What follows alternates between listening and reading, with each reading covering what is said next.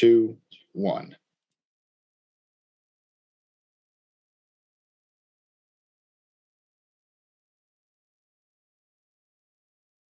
Good evening, everyone. Thank you for joining us for today's virtual listening session with the DNC Rules and Bylaws Committee, which is being live streamed on the DNC's YouTube channel.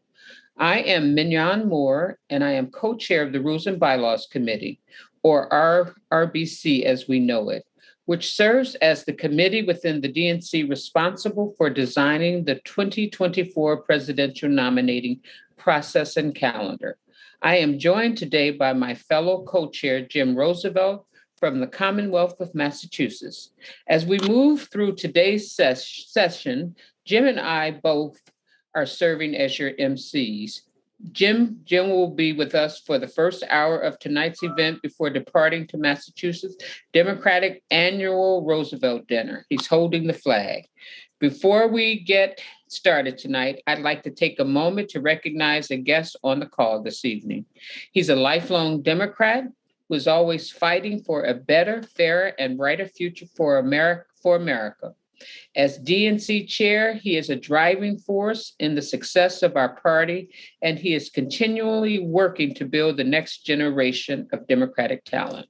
We are honored tonight to have DNC Chairman Jamie Harris with us today. Mr. Chairman, the floor is all yours. Well, thank you so much, Madam Chair.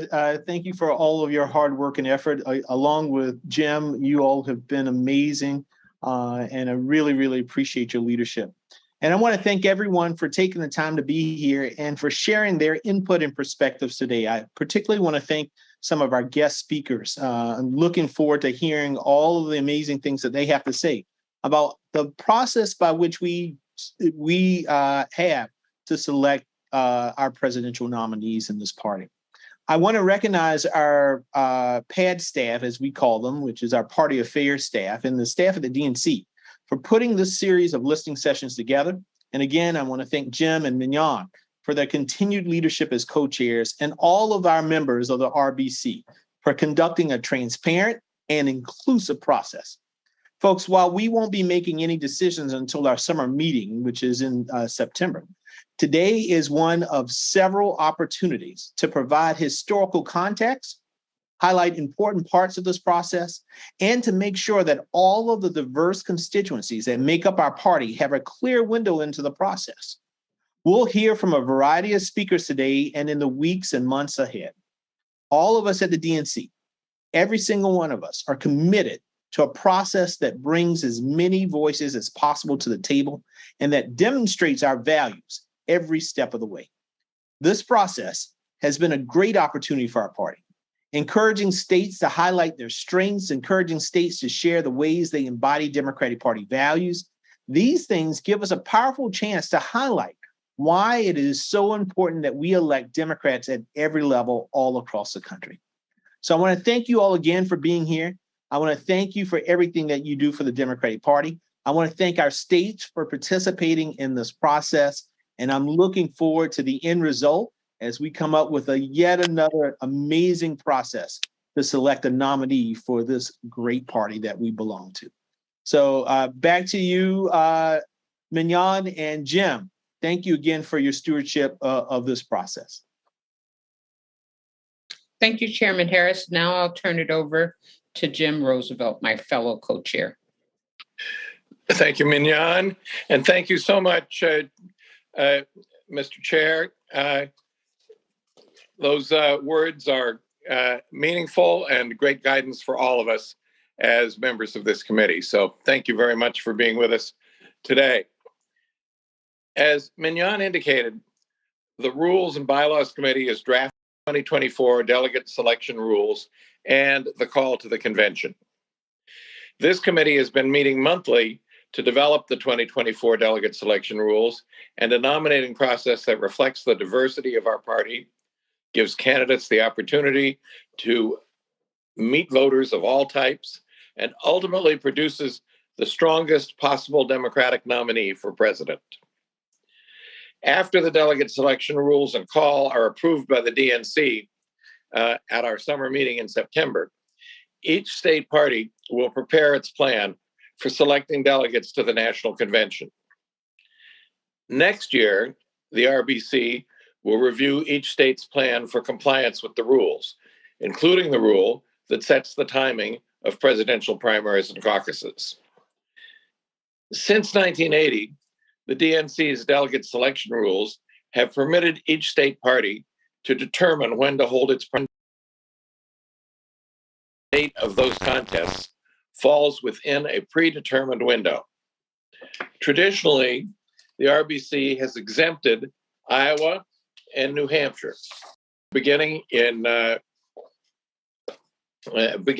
2009, we added South Carolina and Nevada.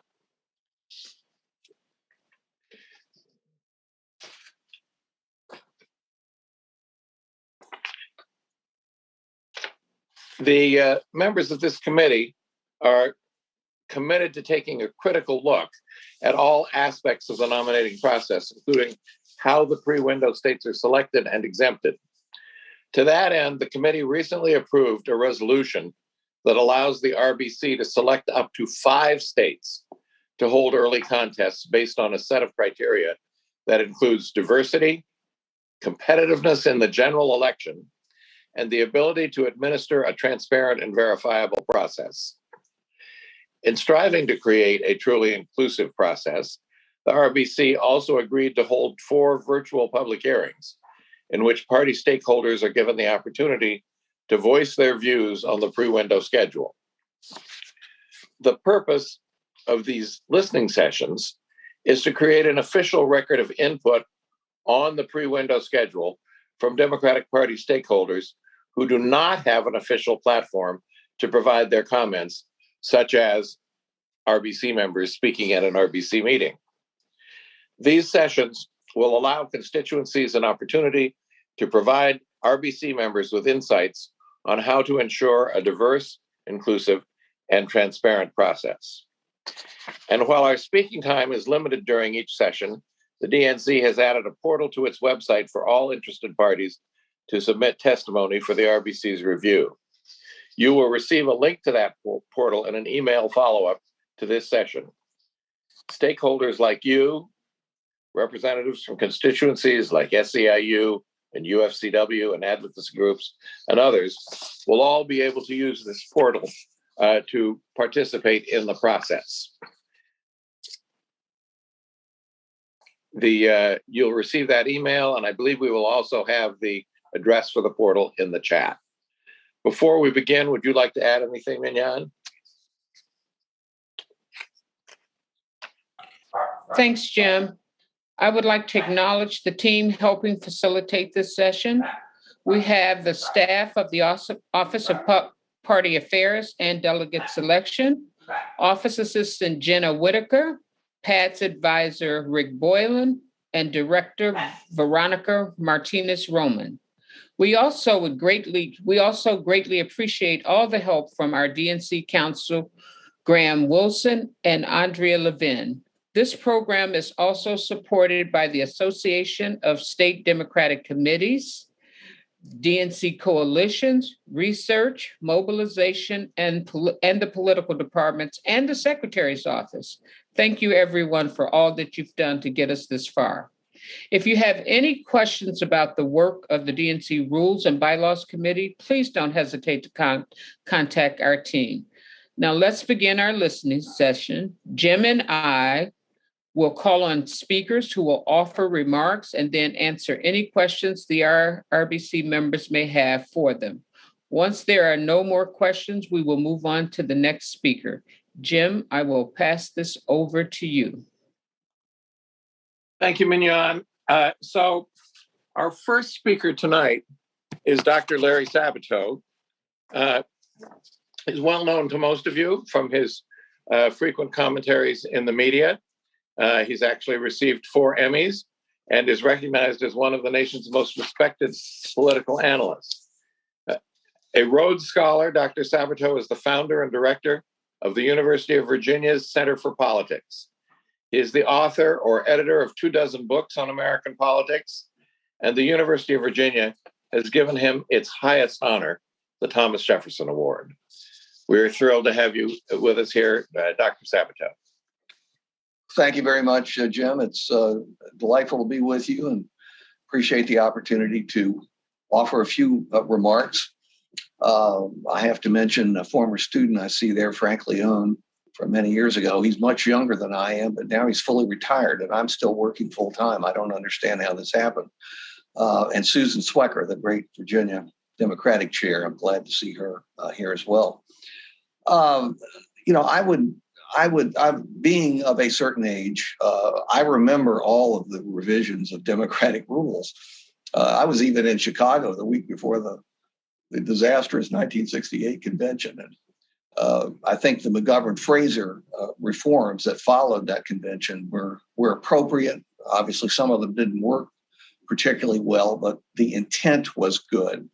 And all of the revisions over the years that I've followed have been dedicated to making the process more fair, to making the democratic process more inclusive and diverse, and indirectly maybe improving the chances for November. That may be the standard on which the democratic process has failed on more than one occasion. But the intent was always good, and the results for inclusiveness and diversity were very good, I think, in virtually every instance.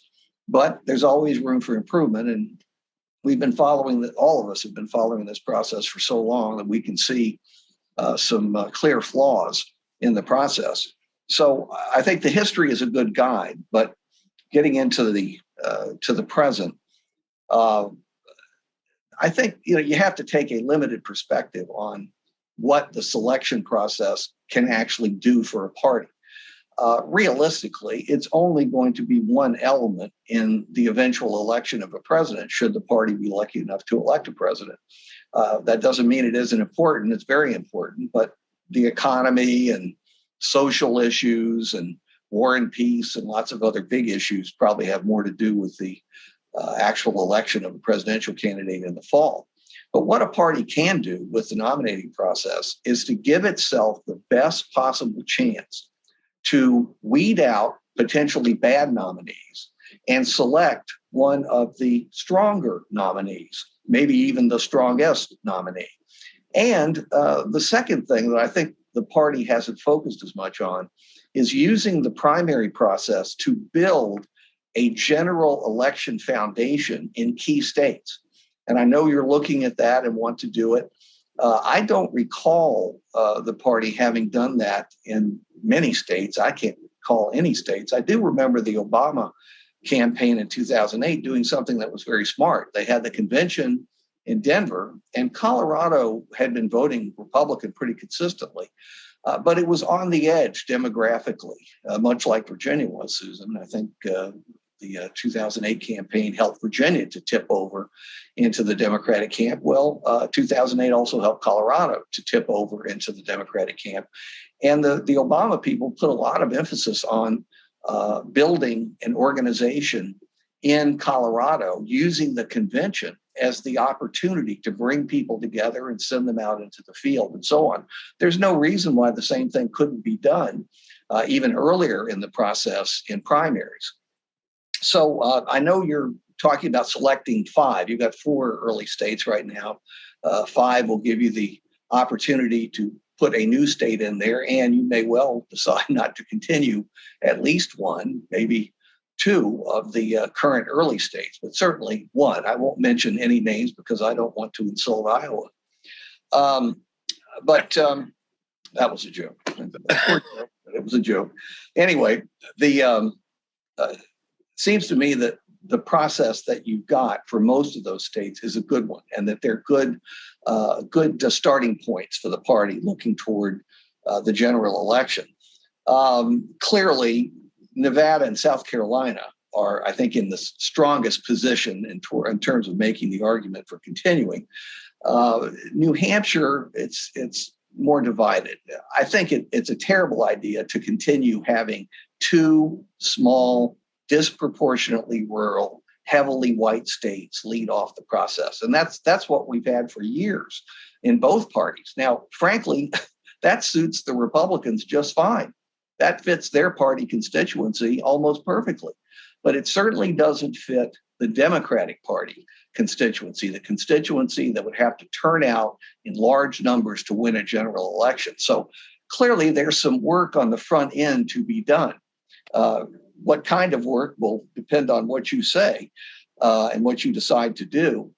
I would like to suggest to you, given the party's waning strength, at least on some levels in the Midwest, not just with white blue-collar workers, but with some other categories of voters, that you consider, depending on who's applied, and I don't have the list of the states that have applied, but consider a medium-sized state located in the Midwest. Not a giant state. There's a reason why, as great states they are, New York and California and Illinois are not included in the early states because they would be money sinks for all the candidates, and that wouldn't be a good way to start off the process. But a medium-sized Midwestern state that is also diverse, and we can all think of which ones fit those categories. And I'm not going to mention specific ones because I think you told me not to. Anyway, that would be my strongest suggestion, that there be a medium-sized Midwestern state in the first 5. Now, if you are actually including 2 new states, I don't think it's a bad idea to double up on places where you want to make significant inroads. So South Carolina's position, I think, is pretty secure. I couldn't imagine anybody arguing after 2020 to take South Carolina out of the process. But there's no regulation that suggests Georgia couldn't be another state somewhere in the first 5, whether it was within a week of South Carolina or something else. And then the Western states, Democrats until recently have not been terribly competitive outside of the West Coast states. And the breakthrough in Arizona that came in 2020, following along some earlier breakthroughs that, for example, Clinton had, and Nevada, which has clearly moved more into the Democratic column, and Colorado, which we've discussed. Having 2 of those states is not a bad idea. Maybe situated early in the process, close together, so that it would save wear and tear on the candidates and travel time, and maybe even encourage some economical use of TV advertising in markets that stretch over more than 2 states. So the South occurred to me with South Carolina and Georgia, and the West occurred to me with Nevada and Arizona, and I suppose you could apply it to the Midwest as well. I've actually think I've used up my 7 or 8 minutes already, so it would probably be better for me to stop here and see if there are any questions. Well, thank you, Larry, for your remarks. We don't grade jokes, so that's okay. Do we have any RBC members who have questions, Veronica? I am seeing none, Jim. Okay, let's give it 1 more minute. Oh, I do see a question from Frank Leon. Okay, very appropriate. Frank? Thank you so much, Dr. Sabato. I think your comments are absolutely right on. I want to ask a slightly different question. Iowa is probably the only caucus that operates as an assembled caucus that's still around. Most states have now gone to primaries. I think when you taught me Politics 101, you suggested there should be a mix, but now we seem to have gone all to primaries. Do you think that's a problem, or do you think that's just a reflection of democracy? Frank, it's a good question, so I'm not going to change the A you got in the class. I think I can still go in the system, even after all these years. But look, I've changed on that. I guess I should say I've evolved, which academics are permitted to do, but politicians, of course, cannot do. But I've changed my mind. I used to favor a mixture of different kinds of caucuses and different kinds of primaries, thinking that the diversity of approaches might produce a stronger nominee. Well, over time, I've come to the point of view that While you can certainly argue about the details of primaries, the primary is a superior way to choose convention delegates. So my preference would be for all states to have primaries. I realize it's not for me to say, and I guess it's very difficult even for you to dictate something like that because many legislatures won't necessarily go along with the idea. But the primaries draw out much broader groups. Now, yes, they're within the party category. The two most powerful letters in the English language anymore are D and R. The two of them together define between 90 and 95% of the votes. Incredible. Now, they can't determine turnouts, the variable turnouts between the two parties, and that often determines many elections. But you're not going to have the same group of people turning out for a Democratic primary and not going to have the same group turning out for a Republican primary. But what you can do is to draw from that small but still important percentage. Maybe it's 3, 4, 5, 6% of people who actually still swing between the two parties. And there are people like that. We all know them. They're not as numerous as they once were, but they're out there. And a primary can do that. They're not going to participate in caucuses, the vast majority of them. You're simply not going to draw out anything beyond the ultra activists.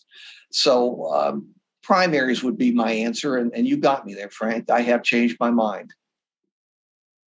Makes sense. Thank you. Thanks for the good question and the interesting answer. Other questions, Veronica? Well, Chair Roosevelt, we do have to move on, but I will be sure if Dr. Sabato is interested in providing contact information to any other RCC members who might have follow-up questions. Thanks, sure. And Veronica, I believe our next speaker is Cecile Richards. Am I correct? Yes, that's correct. Okay, so Ms. Richards currently serves as the co-chair of American Bridge PAC. Previously, she was the president of the Planned Parenthood Federation of America and the Planned Parenthood Action Fund for more than a decade. She worked to increase affordable access to reproductive health care and strengthen the movement for sexual and reproductive rights. In 2019, she co-founded Supermajority, a women's political action group. We're honored to have you with us this evening, Cecile. The floor is yours. Thank you, Jim. And Mignon, good to see you. And thank you, Chairman Harrison, if you're in there somewhere. I appreciate the work that you're doing and the seriousness with which you're taking on this presidential nominating process and making it more open and representative of the wide diversity of our party. So, as you said, I did run Planned Parenthood, but probably more importantly for this, the Planned Parenthood Action Fund and PAC for 12 years and engage a lot in both the presidential primary process and have been focused on women and women voting and how we get more women to participate, even though, as we know, women are the majority of voters in the Democratic primary, and they're the majority of voters in the general election, despite getting the vote later than everybody else. I think that, the other interesting thing to me from my travels around the country and is that women are usually go to any Democratic Party office. They are the majority of the phone bankers and the volunteers and the door knockers and even now increasingly donors. And so I think that women have demonstrated their real interest in being involved in party politics. And of course, the work that the Democratic Party has done in recruiting, supporting and electing more women to office has completely changed the at least what the United States Congress looks like. So, and it was exciting, of course, last presidential primary to have women participating fully in that process. I guess my observation is that despite all this engagement and women's interest, that every single barrier, particularly the new voting restrictions that are being passed in state after state, and I know we're not supposed to talk about states, but I'm from Texas, and so we've made this a fine art. Every single barrier to voting falls harder on, of course, working folks, single parents, students, disproportionately who are women. So I think as you look at this process, it's really important to keep that in mind. And I looked at the resolution passed by this committee a couple of months ago, and I really applaud you for outlining the considerations that are most important. I wanted to focus on two parts of the criteria that I think are going to be really critical as you go through this process: diversity and the ability to run an inclusive nominating process.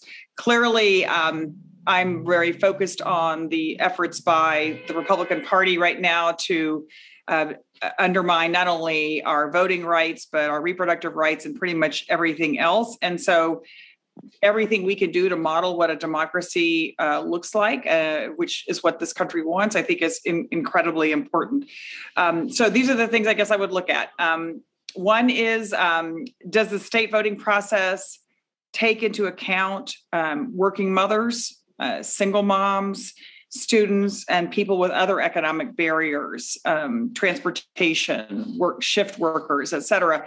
And I was glad to hear Larry say that about the caucus process. I won't go into detail. I'm sure this is something where you all know, but these processes can be really, really hard for working women and people who are taking care of folks. Because if it is a caucus state, we have to look at how can women who have caretaking responsibilities, whether it's their elders, whether it's their own kids, how can they equally participate?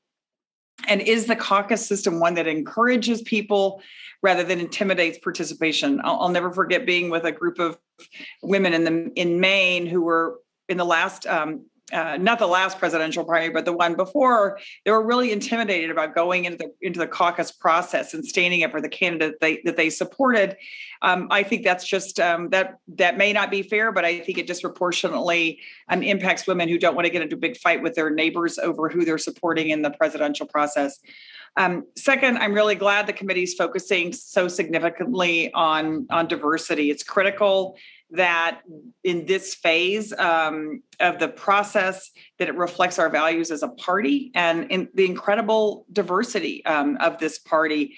And of course, that the electorate that participates in the primary actually represents the general electorate, that it's going to be so also important in order to win the next election and everyone coming forward. I know that there's been a really robust conversation in previous meetings, so I'll just focus on one point. I think it's critical in evaluating the various states who are applying and through this process. I really hope that the committee will look closely at the racial and gender diversity of the leadership of those state parties and the investments and the atmosphere around diversity that they've created. There's a lot of ways to look at that, but we need this process to be inclusive. We need to ensure that we're, at the table where decisions are being made as represented by this committee that you've assembled, that everyone's voice gets to be part of that. And then that really helps ensure that our systems and our processes of determining, of going through a presidential primary system will be as inclusive and diverse as possible. So I think that's just the what I would suggest in terms of looking at the state proposals. But I really appreciate the attention that you're giving to all this. Women are excited to be well represented in the Democratic Party. We're not at parity yet, but we're getting there. And I believe that women will be absolutely essential to ensuring that we win the next presidential election, and really, frankly, every single one from here on for eternity. So thanks for having me today, and happy to take any questions.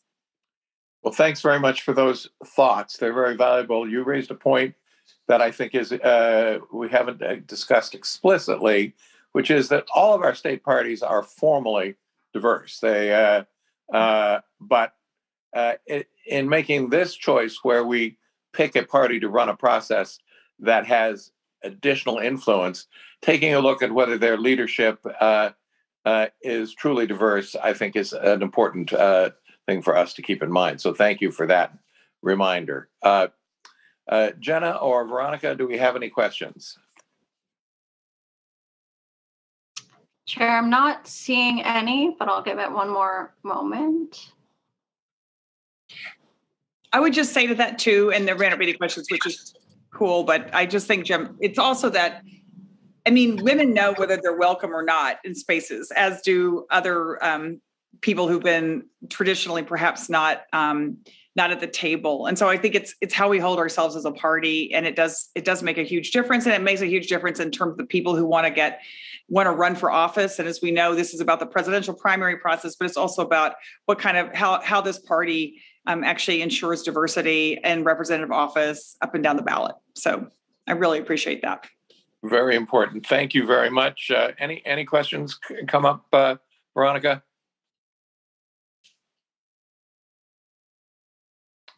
I'm seeing none.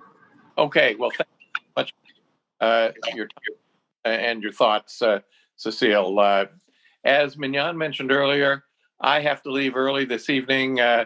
About 20 years ago, our then state party treasurer, Phil Johnston, and state party chair, Joan Menard, changed the name of our annual state party dinner to the Franklin and Eleanor Roosevelt dinner. And I haven't missed one since. And so I'm not going to miss one tonight. I've got to run off to that. But I look forward to seeing all of you at our next meeting. Thanks very much. Thanks, Jim, and have a great dinner. Okay. And before we move on to our next speaker, I'd just like to personally thank Dr. Sabato and Cecile for their great comments. They're really starting this listening session off for us and giving us a lot to think about. So our next speaker is Mr. Joe Casey. Joe currently serves as the international representative for the International Brotherhood of Electrical Workers. His previous employment, military, and volunteer history includes being the president of the New Hampshire Building Trades, the business manager of IBEW and Local 490, and the New Hampshire Personnel Appeals Board. Joe, we're delighted to have you with us, and the floor is all yours. Well, thank you. And it's great to be here and participate in this very important endeavor. And on behalf of my Vice President, Michael Monahan, I would like to and thank you very much for inviting us to this session. When we talk about early primary states and the process that's in place, obviously for labor, and I'm sure I can speak for all labor. States with the highest union density are primarily our focus, and we would love to see states with a little bit higher union density than we have now earlier on in the process. And with that, we also look at, states that have labor-friendly policies. Labor-friendly policies, lead to, more labor-friendly states, and voters who are more aware of, what their rights are in the workplace and whatnot. We also need, states that have strong political engagement from all of labor at both the federal, state, and local levels, because if states that don't participate, everything, somebody once said, all politics is local, and it's the same with us. Every single union has a local entity, and at that local level is where they discuss all of their politics, be it state, federal, or municipality. And these discussions lead to which way the membership leans towards, picking candidates that are more beneficial to us. And when you have labor leaders that are engaged in the political system, they're more in tune with what's going on, and they're better explain to their members, how this would affect you and how it would not. And those types of leaders and those types of states are more effective for us, and getting the turnout that labor needs, so that we're giving our voice, right? And obviously, a strong, diverse, workforce within the state is very, very important. I can't express enough how much the women vote and the minority votes are essential for the working people. States that have been affected by policy at the federal level, either in the negative or the positive way, they should have a voice as to which way their economy has gone. It's all about the jobs with us, and the cost of living, and where we're at with our membership. And as a longtime business manager, I had to deal with my members every month and talk about politics and which way we were going to go with our endorsements and non-endorsements. Which way they were thinking about going in voting. If I had the ammunition of a friendly, decade of an individual doing the right things for us, it went a long way. And you have to have states that have that leadership and engagement, going forward. We need states that are affected by energy policy. We need states that have in place programs that workers can transition from fossil fuel to the cleaner energy. And mostly state policy is what we look at for which way our voters are going in the state. And currently, I don't believe we have that earlier on in the process, and including South Carolina. So, basically, that's where we're at. We need states that have a pretty liberal absentee policy for voting. Many of our members, unfortunately, have to travel all across the country to work in construction or many different other jobs. And they need to be able to be part of the process and not have to jump through hoops to do it, or not be able to do it. So basically, those are our points, and I'd be happy to take any questions.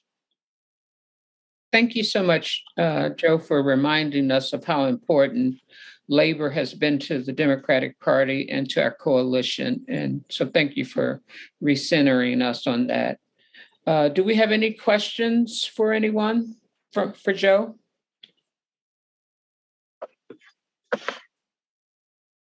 Chair Moore, I'm not seeing any questions here.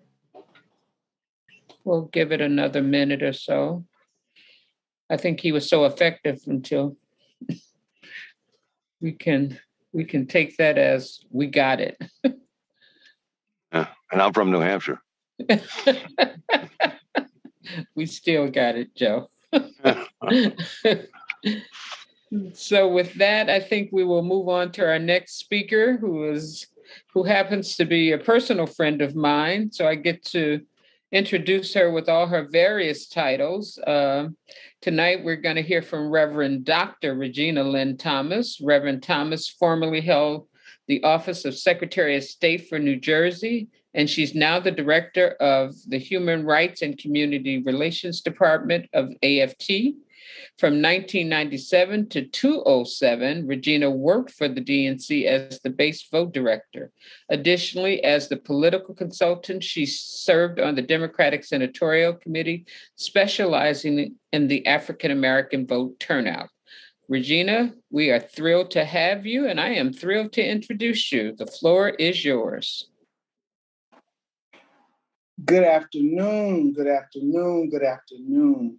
I am the Reverend Dr. Regina Thomas, co-director of Human Rights and Community Development at the American Federation of Teachers, and the executive pastor at Grant Chapel AME Church in Trenton, New Jersey. I want to thank you for this opportunity to speak to you today and the idea for these listening tours. I've been a part of this process since 1984, doing Jesse Jackson 84 campaign when I was a politician in training under the late Senator Georgia Davis Powers.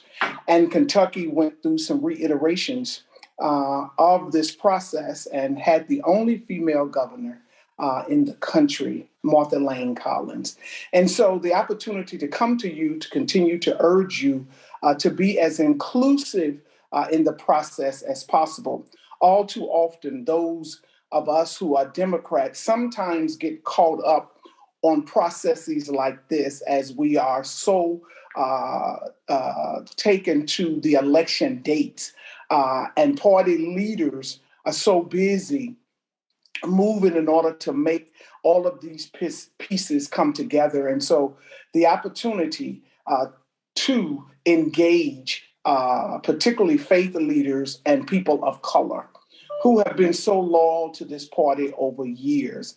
And so I am grateful for you for this opportunity, but also come to encourage you that at every level of the process, that special care should be given to those who have the influences within Black and Brown communities, whether it's public housing council presidents, clergy, social workers, and in particular, most recently, I've learned the importance of barber shops and beauty shops as a source of information and gathering for those things that are going on in our community. And so it is my opportunity to continue to urge you to continue to engage. At the same time, I want to add whatever influence that I have and volunteer time to assist you as we navigate this course,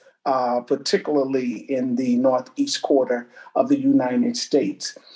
In my work in the faith community, we often are called upon when candidates it's time for them to vote. Everybody wants to barge into churches and have their little say. And so the opportunity to come now at the beginning of the process would be so invigorating and a change from the old processes. And so I continue to encourage you to do that. I am committed to the process. I understand it. As a student under Jesse Jackson, we taught ourselves to read the small details and be prepared.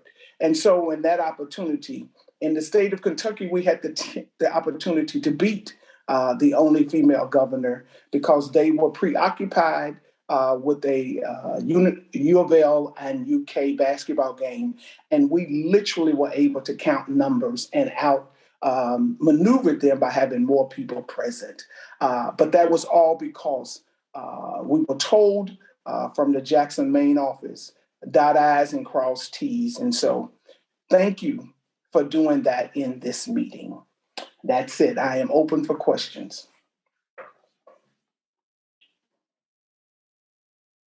Do we see any questions, Jenna or Veronica?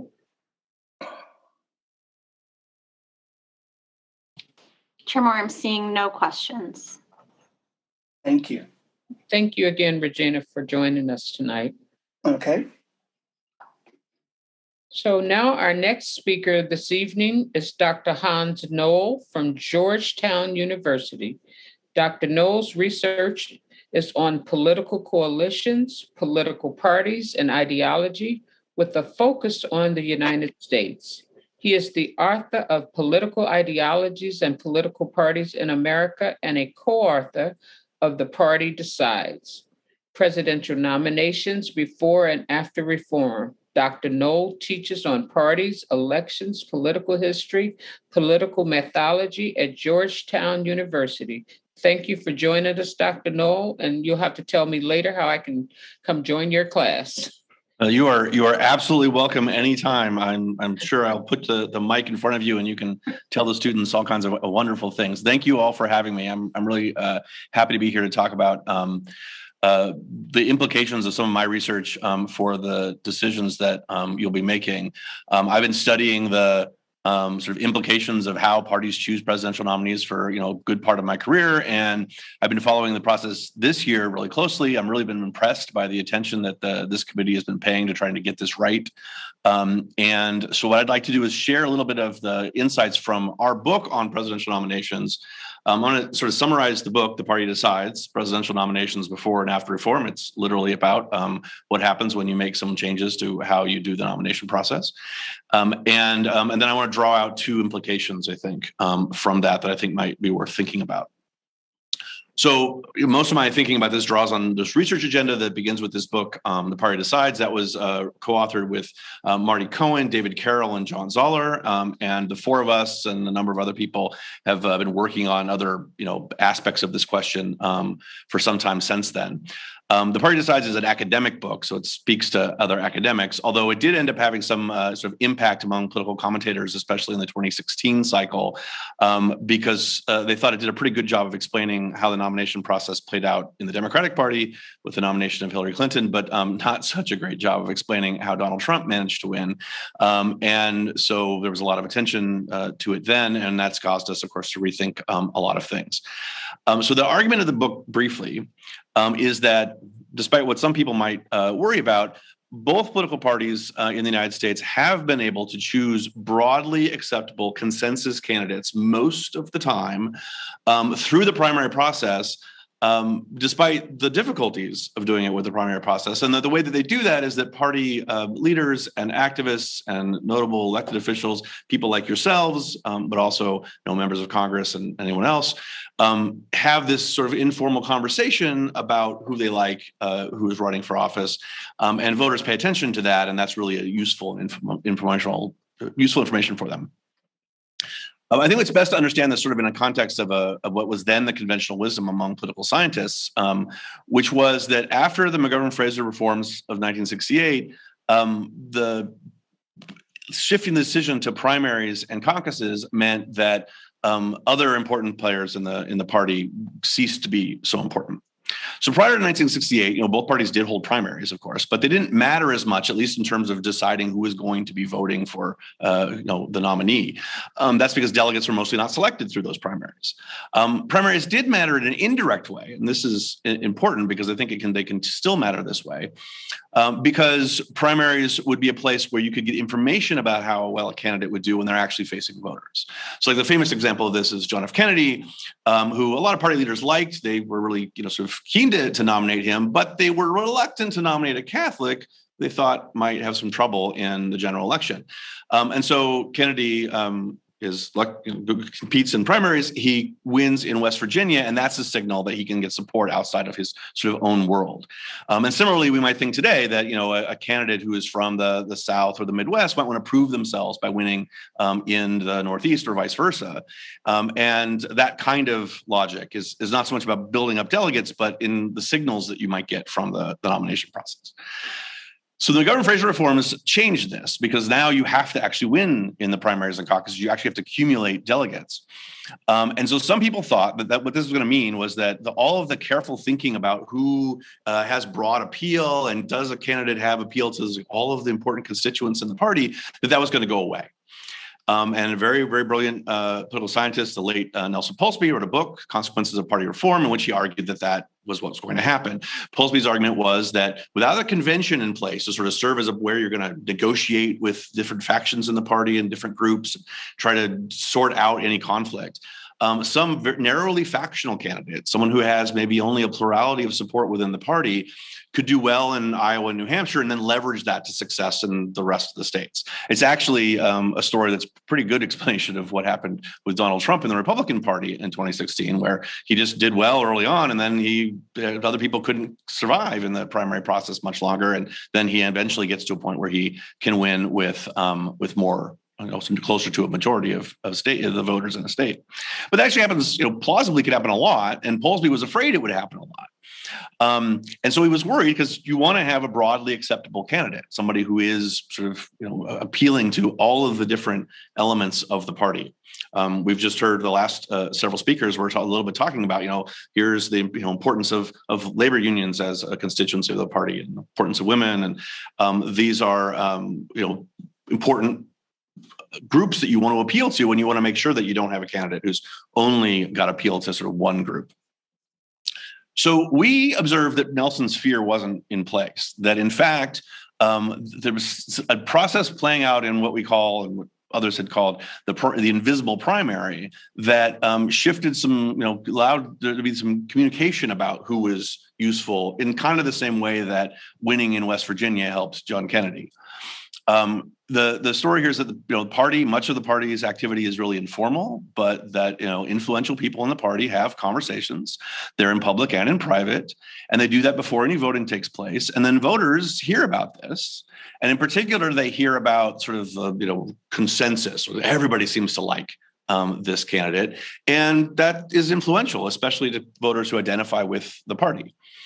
Now, there's a way to interpret this to say, well, this is kind of elitist, right? That elites can decide who is going to be influential, but it's not. It's still the case that the voters are making the decision in primaries and caucuses. It's just that the candidates aren't the only ones that are saying and making their appeal. But the party as a broad organization, an informal organization, is communicating, and that's good, and it's probably inevitable.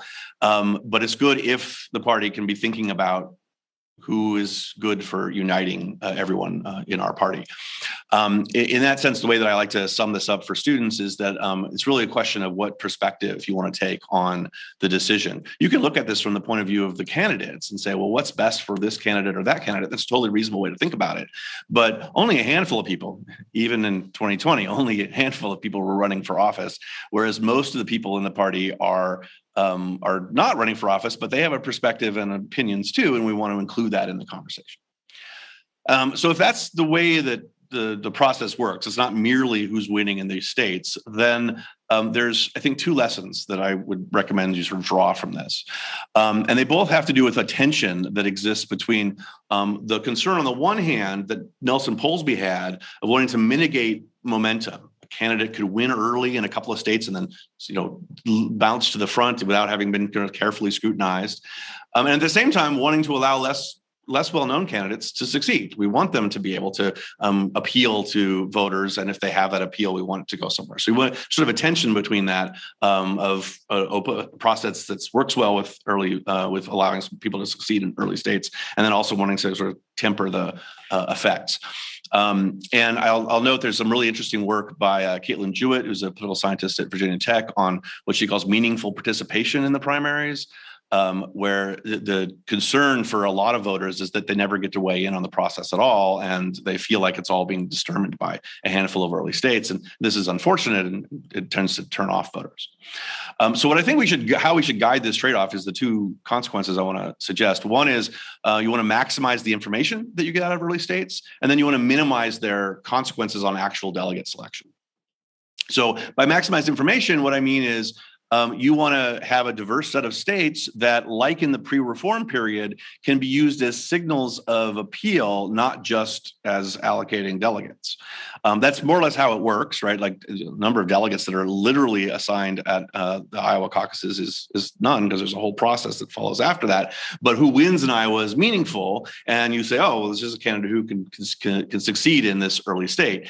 And so you want to have states that are diverse, that would pick up all of the different elements of the party, and in particular, not just regional diversity, which of course might be important, but also the other elements of the party's coalition diversity, members of the labor unions, ethnic minorities, farmers, whoever else we think is important as constituents who we want to have their voice in the party, and not just in the party, but then of course also in the next stage, right? If the election, electability is important. And of course, you don't know what kind of lesson you're going to want to learn, right? You don't know when it's going to be that this is a Catholic candidate like Kennedy, and so he needs to win in a Protestant state. That particular division might not be as important in the future, and something else will be. So again, it's a diverse set of states. And then you can choose those states in a way that can minimize the consequences. Now, there's an adage that there are 3 tickets out of Iowa and 2 tickets out of New Hampshire or something like that, and that's potentially not desirable. You might want a candidate who could not do so well in those early states, but nevertheless might be the candidate that could unite the party. I think that's what we saw in 2020 in the Democratic Party. And so you want someone who could be perhaps everybody's second choice in the early states to be able to emerge. So that suggests smaller states or states with fewer delegates. It also maybe makes some suggestions about how the voting could work in those early states. That's not the main thing I know you're thinking about now, but proportional representation, maybe even state level proportional representation, so that you really do get all of the sort of voices that are expressed in these early states. If you can't crack 15% in a number of districts in a particular state, that might be misleading, that you could still, you're 10% across everywhere. That might be really meaningful, maybe lower thresholds. Probably not what we'd call a single transferable vote or the ranked choice voting model, because that leads to like a whole bunch of transfers to the winners, at least the way that it's usually implemented. So at least not the way that it's typically implemented, but I don't really think that's on your table anyway. But thinking about ways in which those early states can be mostly about providing you information and not about locking in delegates. So with that, I want to sort of wrap up. I think there's a lot of useful questions that you want to ask about, like that you are asking all of the candidate states about how they fit into that. And I think these 2 guidelines maybe would be useful to have in mind. And I'll be happy to take questions and go on from there. Thank you so much, Hans. That was really great presentation. I don't know if we have any questions. Jenna or Veronica, do you see anything? Oh, Chair Moore, I see a question from Frank Leone. Yes, Frank. You briefly mentioned ranked choice voting as not being appropriate in the delegate selection process, especially perhaps one where you do have proportional representation. That does. Could you talk about that a little more? Sure. I mean, so on the table.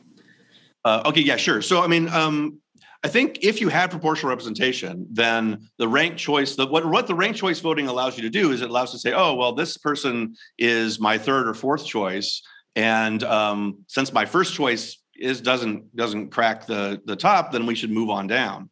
But if we're doing proportional representation, then what you probably really want to do is you would like to hear about the people who have maybe 10 or 15% of the vote, especially if you've got a field like 20, and you don't want to allocate them really early on, especially in those early states where you could imagine the reverse, where you're having winner take all, and then we'll have a proportional representation, and then a candidate that is sure the ranked choice preference gets all of the support and attention, and meanwhile there's a lot of other candidates that also have support, and we just lose that information. I think there's a lot of value in the kind of ranked choice approach, but I think that proportional representation for the nomination process does everything that you might want out of ranked choice, and it's better and probably easier to understand for voters as well. Thank you so much. I agree.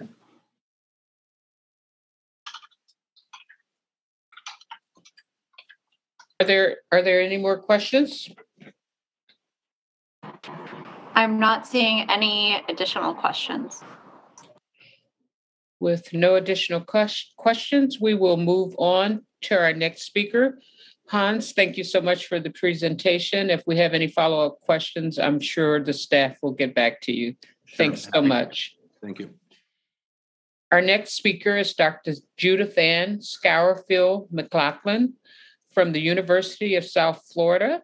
Dr. McLaughlin is an associate professor of political science and is the founding director of the Center for Civic Engagement at the University of South Florida, St. Petersburg, where she teaches courses in American government and public law. She is also the lead instructor for the university's YMCA Civics Fellows Program, a statewide civics education initiative in partnership with the YMCA Youth Government Program. Beginning August 2022, Dr. McLaughlin will be the Franklin E. Duckwall Professor of Florida Studies. Thank you so much for bringing your whole self and all that you do to this forum. Thank you so much, Dr. McLaughlin. The floor is yours. Thank you so much. It's an honor. I'm delighted to be with you here today. As the chair mentioned, I've been working on campaigns and elections across the U.S. for more than 30 years, from Portland, Maine to Portland, Oregon, although mostly running up and down the eastern seaboard. For example, in 2000, I worked on the New Hampshire primary, and then I was running state operations in Maine, Pennsylvania, West Virginia, New Jersey. And then I was the coordinated campaign director in Oregon in the general election, running what was the first ever 100% vote by mail election for president in the US. And then, of course, capped off that experience here in Florida, working on the recount. But as a professor for the last 20 years here at the University of South Florida, as the chair mentioned, I've been teaching courses on campaigns and elections, and I've supervised hundreds and hundreds of campaign internships and taught courses on practical politics, and also a course on the road to the White House, which I've now taught that quadrennial course 5 times, where I take the students up to New Hampshire, and each of the students interns on one of the presidential primary campaigns. My research focuses on youth civic participation and integrating civic engagement across the curriculum. And as a Fulbright scholar in Eastern Europe, I focused on efforts to strengthen rule of law and civil society and democratization efforts. So my entire career is from field organizer to professor is focused on civic engagement, civic education, helping individuals develop their citizenship skills, and especially young people, getting them engaged in the political process.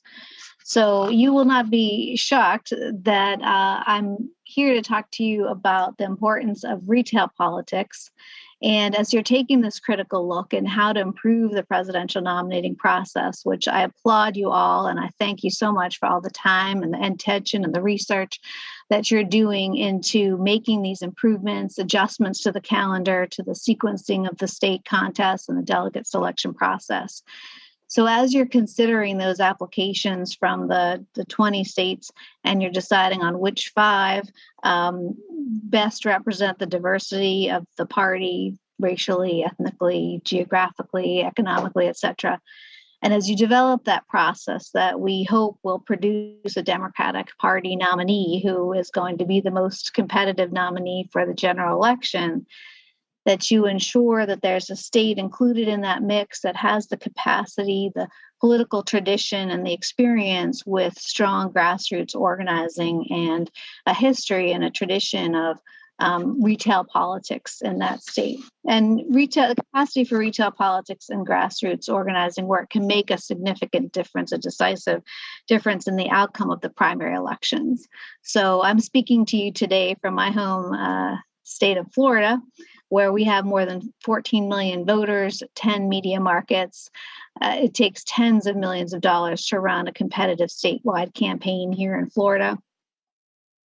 And I know all of us on the call here appreciate the importance of retail politics and local elections, but why the emphasis on retail politics in a presidential primary nominating contest?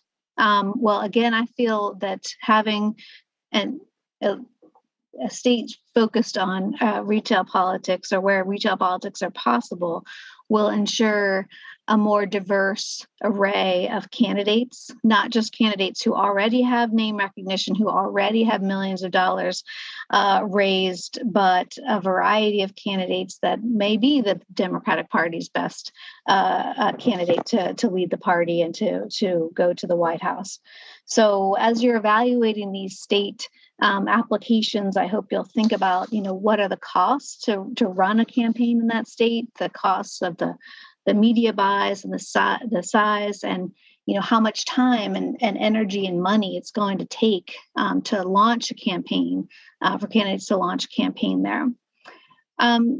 Secondly, I think a state with a strong history of retail politics is also going to benefit the Democratic Party and all of our allies and constituencies, groups who would be able to have an impact in the election beyond being asked to write a check, which of course I appreciate how important the checks are. But, whether it's labor or environmental groups or women's groups, other issue advocates who can, be asked to knock on doors and make phone calls and engage in the process early on in those important grassroots efforts. As I said, when the grassroots efforts can make a difference in the outcome of the election, where the state is manageable enough to do that. Thirdly, it's also important, I believe, for diversity of ideas. Again, that would come with a diverse array of candidates, but voters, so that they don't just rely on 30-second television ads or sound bites, but actually have the opportunity to discuss ideas with those candidates, which is helpful to our democracy, helpful to the process, helpful to the party, and it's also helpful to the candidates themselves. This process of retail politics helps to refine the candidates and makes them more competitive in the general election. So after talking to voters, real voters, not just what consultants or pollsters have, refined the message to be, even if they're, focus group testing these messages, but actually talking to voters, hearing their concerns, that makes the presidential candidates more relatable, makes them better for having gone through this process. Now, not every presidential candidate is going to be as gifted as Chair Moore, my former boss, President Bill Clinton, who really loved to hear from people, to hear their stories, and then retell their stories on the campaign trail. But every candidate is better for having gone through that process of answering tough questions from voters, hearing directly from voters in diners, on the street, at their door, at house parties, town hall meetings, etc. Especially if the state could be a state that's expected to be a battleground swing state in the general election and has a tradition of, again, a political culture of interacting with those candidates. And lastly, I just wanted to share some of the empirical research that has been done looking at the role of candidate interaction and the impact that has on the election and the primary process. So candidate campaign events have been found to create momentum for candidates during the nomination process and to also produce changes in public opinion during the general election. Direct voter contact shapes how much voters know and how much voters like candidates. And studies have shown that voters do pay attention to that direct contact with candidates. And studies have also shown that the frequency with which candidates visit a state has an impact on party vote totals as well as on turnout in those states. And so voter contact is positively correlated with name recognition, recall, and favorable evaluations of the candidates. Now, many of those studies I just cited were studying the general election. And of course, we're here talking about the presidential primary nominating process. So what have studies shown about the importance of retail politics in the presidential primary process? Well, it's very important for a number of reasons. Most importantly, because we're talking about a primary, so all the candidates are Democrats. So, in the general election, there's the queue, right? Democrat, Republican, and voters can make that choice. But with a primary, we're trying to decide the difference between this Democrat versus that Democrat and another Democrat.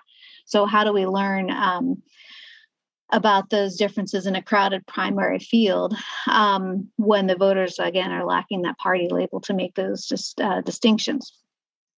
So again, it's that retail politics voter contact field operations is going to give the voters the information that they need on the candidates and their positions, as well as their style and their communication skills, and all of that's more salient in a primary election.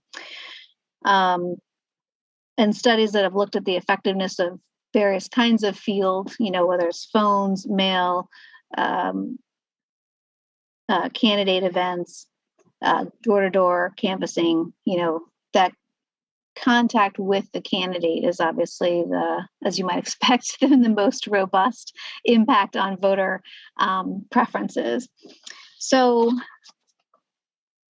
in conclusion, I hope that as you're looking and reviewing these applications and evaluating what states should be in this 5 array of states in the pre-window, that you'll consider a state where it is manageable and feasible to run a real grassroots campaign for potential outsider candidate to come in and be competitive, because that candidate will have the opportunity to meet voters in an environment where there is a strong history and tradition of that kind of voter contact.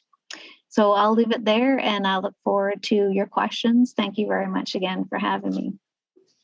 Thank you so much for that information. And you can tell you're used to working in campaigns from top to bottom. I think we have a question. Veronica, is that from Frank? Yes, we have a question from Frank. Okay, thank you. Thank you very much, Doctor. Appreciate it. Have there been recent studies showing how much of an impact retail campaigning actually has? I mean, I know in theory you go and you talk to people in Iowa, New Hampshire, and the coffee shop, and that makes a big difference. But have we looked at voters and how many of them actually have met candidates and are impacted by that, as opposed to television and what they saw in the news and the same non-retail approaches that everybody has? Thanks. Thank you for that. And I was actually thinking as I came into this, I will provide Jenna with a bibliography, maybe some PDFs of some of the studies that I was sort of taking off a lot of information without citations. So I'll do that and provide those to Jenna, who can, I'm sure, forward to the committee. Most of the studies, as you suggested, most of the studies are looking at the impact of media and not field. But there are some studies that have looked at, in particular, there's one in New Hampshire. Actually, that one I have here, which did actually have survey data that was able to correlate the number of times voters interacted with candidates and the favorability that they had of those candidates. That one was called The Effects of Retail Politics in the New Hampshire Primary. I think more studies could be done, but those that do exist have shown, to your point, in a general election, field can only get you so far. I mean, you need to be competitive enough in order for that kind of operation to push you over the line. I guess my focus here was in thinking about the primary states where there's a small enough state where where field could make a difference, where having candidates on the ground in an environment where they could actually meet enough people and break through. But I think in the general election, it would be a different story of how competitive the state is and how much of an investment. Obviously a field operation here in Florida is an incredibly big investment because we were trying to mobilize. There's 14 million voters down here. I'm not sure where you're sitting in today, but it's quite a, so in that case, no. Field may not be able to push you over the edge if you're not close enough. But in the primary states, I think we have a unique opportunity where there are some states where that would be possible. Thank you. For field to make a difference. But I will, as a follow-up, I will send Jenna a bibliography as well as a few PDFs of some of the studies that I mentioned specifically related to field and the impact of field on the election. Thank you. Thank you. Thank you for that. Jenna, are there any more questions? I do not see any more questions. Well, once again, thank you, Dr. McLaughlin, for all the time you've given us tonight. And we look forward to getting the follow-up information from you. Thank you again. Thank you so much. So our next speaker is Mr. Charlie Baker, no relationship to the governor, Charlie Baker. He is a co-founder of the Dewey Square Group with more than 30 years of experience in government, politics, and law. Charlie focuses on the development of public strategies, the building of successful grassroots coalitions, and he analyzes public law and public policy issues. From 2015 to 2016, Charlie served as the Chief Administrative Officer for the Hillary for America campaign. Prior to that role, he was a senior advisor during several national campaigns, including for the Democratic National Committee, Kerry Edwards, 2004, Gore Lieberman, 2000, and Clinton, 92. His political experience also includes positions as chief campaign consultant for the late Senator Edward Kennedy, and in 1994, the national field director for the Dukakis-Benson campaign, where I met him and had the opportunity to work for him. It is my honor and privilege to introduce someone who I am very fond of, Charlie Baker. Well, thank you so much for the introduction, Mignon, and to the committee. It's a pleasure to talk to you. As Mignon said, I've had experience in presidential politics since the 80s, mostly from the candidate side, but also from the party side in various cycles. And with that, I just wanted to try to address what I understand your goals are here, and then raise some other issues. And you had so many, good speakers before. I'm going to try to delve into some things that were less talked about. So you're focused on diversity, competitiveness in the general election, inability to administer the process in a transparent and verifiable process. I want to bring up a couple of other things. One, and every as some of the previous speakers said, in every iteration, there's been reforms and to open up the process in our party. But one of the things that I would just observe is there are always unintended consequences. So folks thinking about, we're going to do this and it will have a certain result, almost the first time that new practice happens, something happens that nobody anticipated. And, whether that's because things changed on the ground, whether there are unanticipated factors like a war, inflation, new candidates. So, we've had plenty of, even once you establish the rules, sophisticated candidates will try to manipulate them by moving states in the process and whatever. And I'll just tell you, whatever you think you're going to do that will help you, a year before the primary actually happens may or may not help you. So this is all guesswork at some level. But I do think it is important to keep in mind, in general, what candidates expect and what is useful to them. At a minimum, what candidates want is certainty and clarity. So the sooner they know what the rules are, the sooner they know that they won't change because of internal party fighting or, people appealing things or whatever. It gives people a better sense of how to, develop a plan to win, how to continue a staffing plan. All that is very, very important. The other thing I would just observe, and this really relates to what's after the 5 states you're talking about, but it relates to that because the 5 states create a jump-off window to the rest of the process.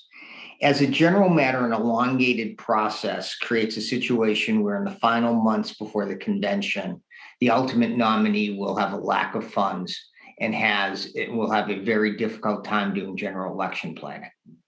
So it is not an accident that even though people stay in, in 2020, candidates stayed in the race. But once it was clear somebody was going to be the nominee, it gave everybody the running room to know, like, okay, we can start beginning to think about the general election. Those critical months are, particularly if the other party doesn't have that issue, can be a major factor. I do want to echo, though, when you think of diversity and inclusion and the states that matters to, having some state that's rural or has a lot of small communities in the mix where retail campaigning is important should be part of the puzzle. And I think there are two reasons for this. Three reasons, I guess. One, it's probably the only kind of place where a candidate will actually have to talk to a normal person and hear what they think. So, that's just a reality-based fact. The second thing is, and knowing you all, or most of you all, I know you know this, we have had a real problem in the recruitment and training of good organizers. And you get better organizers in places where you actually have to organize. So I know you're not planning, I literally know you're not planning to do this, but if all 5 states are all everybody did is run TV commercials, like we wouldn't have anybody who could pull out the vote in Philadelphia, right? So it's just a factor in your thinking, or it should be a factor in your thinking. And, related to that, because I was thinking about this, as folks were talking, everybody thinks, well, like New Hampshire's a small state, there are other small states that have been in the mix before. Iowa's become a small state. Nevada was a small state and it's becoming a bigger state, right? So it all changes a little bit. But effectively, when you're winning Pennsylvania, the two things to think about. One, if you don't cut some margin in rural areas, you have a problem. And secondly, ultimately, whether you're winning by 12,000 votes in Pennsylvania or 8,000 votes in New Hampshire, a lot of the same tactics have to apply. So I want to leave you with that. And then on accountability and transparency, I guess I want to bring up an issue that again does not directly relate to what's in front of you, but I think you should be thinking about. The obvious thing you're focused on is, like, there's been a lack of transparency in the caucus process, particularly in the large caucus states. I think that's well observed. And, I think, one lesson I think is just because you write a rule that says you have to do this doesn't mean it's going to happen. So you should think about, I guess that's an unintended consequence. One thing I think people need to start talking about how to develop like gating issues here. And you could just see this in the recent primary in Oregon. People are now saying, because all these ballots come in late, that it's a fake election. But the process is created so the ballots are supposed to come in late. Right. So I just think we as a party have to do a better job of saying no one will know who won tonight. Right. I think we create our own false expectations by predicting that you would know. Right. So I think I have absolutely no problem because voting by mail and letting people vote by mail where the postmark is before the election and the ballots received afterwards is the best practice. But we just need to be clear that in those places, there should be no expectation you're going to know the delegate count, that night.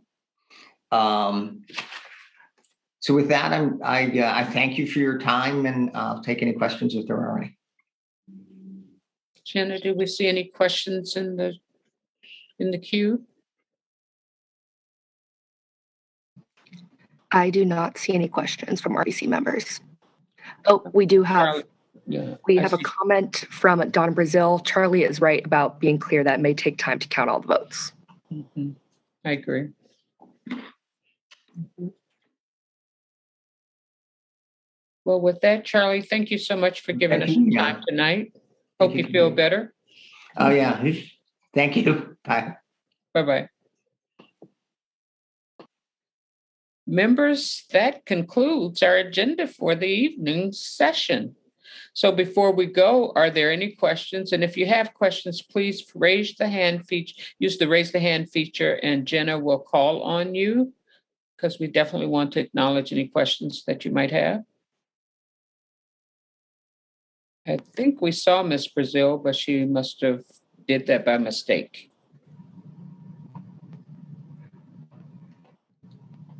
I see no other questions. Seeing no further questions, I want to thank you again. We also want to thank the staff and the production team, as well as our court reporter and the sign language interpreters, which are very important, who appeared on the live stream broadcast.